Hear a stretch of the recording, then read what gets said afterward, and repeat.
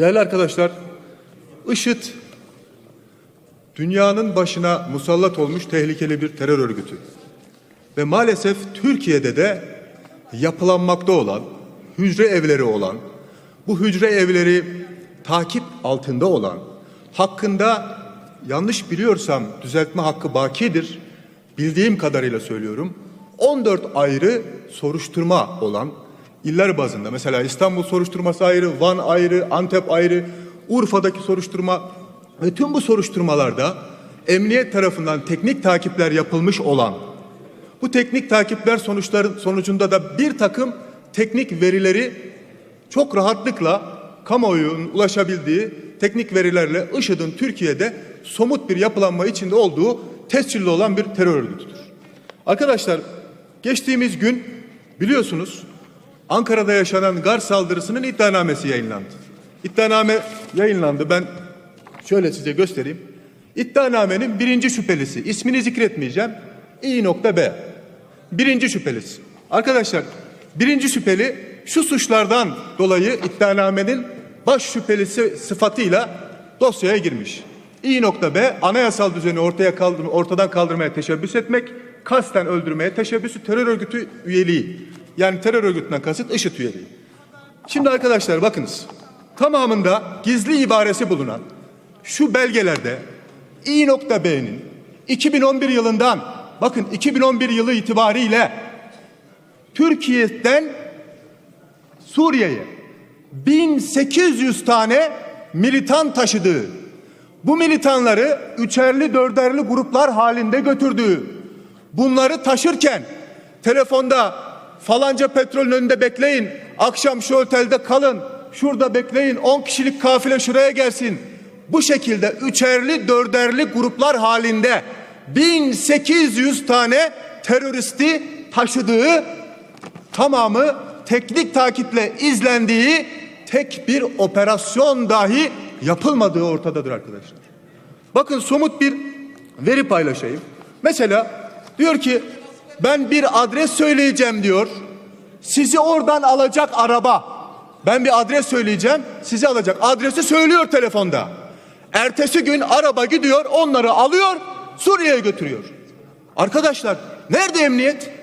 Adres belli. Bakın ben burada 10.000 tane adres tespit ettim. Bu 10.000 tane adres tamamı, buyurun arkadaşlar, bakın kamuya açık. Bu soruşturmayı paralelciler de yapmadı. Şu anda görevinin başında olan hakimler, savcılar yürütüyor. Dosyayı vereyim, inceleyin, beraber görelim. İçeriğinde arkadaşlar falanca otelde, ismini paylaşmayacağım, Antep'te bir otel, İstanbul'dan telefon ediyor. Diyor ki akşam diyor şu otelde kal, yarın diyor biz seni arabaya bindireceğiz, göndereceğiz diyor. Emniyet biliyor arkadaşlar. Akşam o otelde kalınmış, orada yatılmış, orada uyunmuş, ertesi gün arabaya bindirilmiş ve gönderilmiş. Şimdi bunun adı nedir arkadaşlar? Bunun adı nedir? Bu görmezden gelme nedir? Şimdi arkadaşlar bakın, bu şahsı tanıyorsunuz değil mi? Bu şahıs serbest. Bu şahsın adı 3 ayrı soruşturmada geçiyor.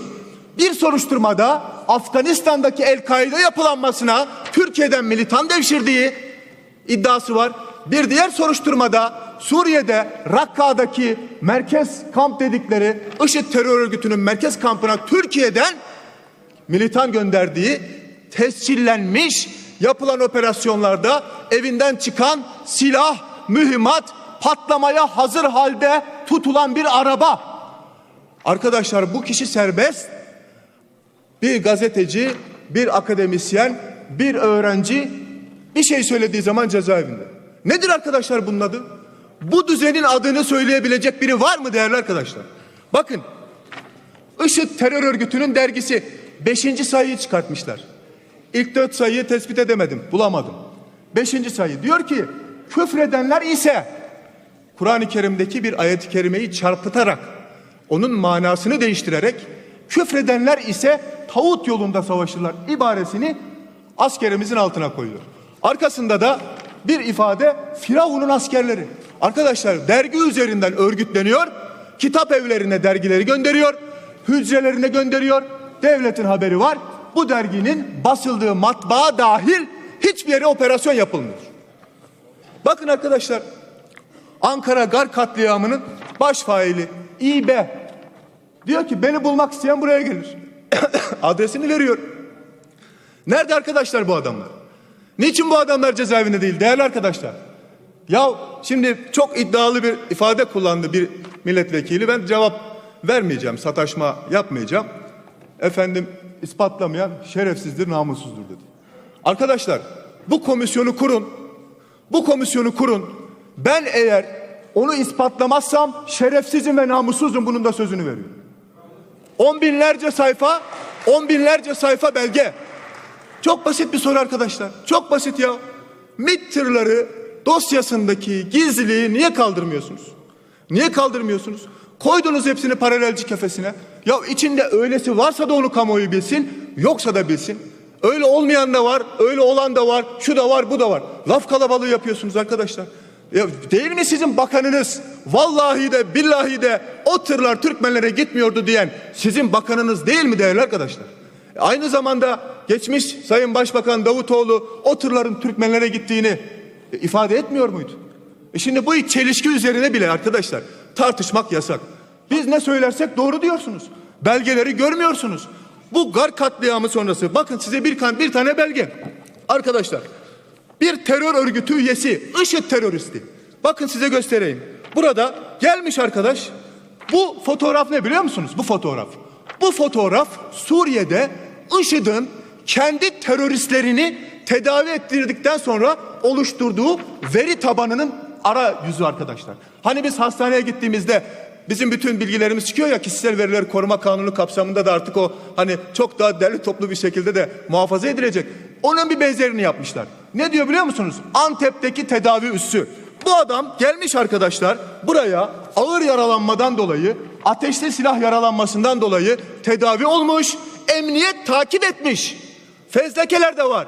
Belge var. Doküman var. Evrak var. Ben belgesiz konuşmam arkadaşlar. Ben belgelerini gösteriyorum. Bu adam geliyor, tedavi oluyor burada. Daha sonra hastaneden çıkıyor, elini kolunu sallayarak Suriye'ye gidiyor. Suriye'de şimdi gelecek, kendini belki de patlatacak. Nereden biliyorsunuz? Arkadaşlar niçin bir tahkikat yürütülmüyor bu insanlar hakkında? Çok net sorular bunlar. Bakın bir nokta daha. Antep'te de denildi ki Antep'te böyle bir oluşum yok. Tamam, bu iddiayı ispatlamak lazım. Çünkü bilinen yaygın görüş böyle bir oluşumun olduğu yönünde. Yunus Durmaz dosyası arkadaşlar. Yunus Durmaz, Suruç katliamı dahil. Zaten bakın ben şu iddiada değilim. Antep'te bağımsız bir hücre var demiyorum. Antep'te Adıyaman hücreleri müşterek hücreler. Yani dokumacılar iddianamesi ortaya çıktığında o hücrenin bir uzantısı olarak Antep hücresi vardı. O İB dediğimiz Ankara Garı'nı yapan hücrenin başındaki şahısla hep müşterek çalıştı bunlar. Diyor ki biz Suruç katliamını beraber yaptık diyor. Poliste kaydı var. İfadesi alınıyor. Serbest bırakılıyor arkadaşlar. Yazıktır, günahtır, ayıptır. Niye böyle bir şeye göz yumuluyor arkadaşlar? Bunlar kabul edilemez. Yunus Emre Alagöz 2011 yılında gözaltına alındı, serbest bırakıldı arkadaşlar.